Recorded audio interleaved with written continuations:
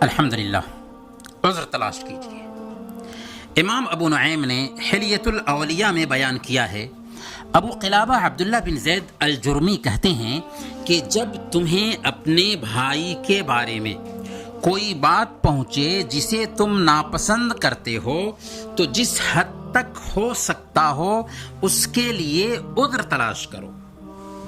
اگر اس کے لیے کوئی عذر تلاش نہ کر سکو تو اپنے دل میں کہو، شاید میرے بھائی کے پاس عذر ہوگا جس کا مجھے علم نہ ہو سکا۔ سبحان اللہ، کتنی بڑی بات ہے۔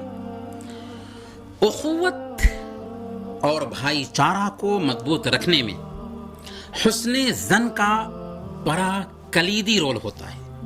اچھا گمان رکھنا اخوت اور بھائی چارہ کو مضبوط کرتا ہے۔ کسی دوست کی طرف سے آپ کے بارے میں کوئی ایسی بات پہنچتی ہے جو آپ کو ناگوار گزرتی ہے تو آپ اس کے لیے عذر تلاش کیجیے کہ ممکن ہے کہ اس کا مقصد یہ ہو، ممکن ہے اس کو غلط فہمی ہوئی ہو۔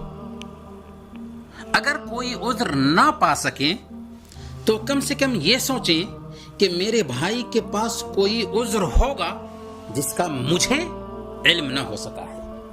ایسی سوچ رکھنے کی وجہ سے تعلقات میں مضبوطی آتی ہے، جبکہ بدگمانی کی وجہ سے، برا گمان رکھنے کی وجہ سے، بات کا بتنگر بنانے کی وجہ سے، اپنے بھائی کے قول، اس کے فعل یا اس کے عمل کو غلط معنی پہنانے کی وجہ سے آپسی تعلقات خراب ہوتے ہیں۔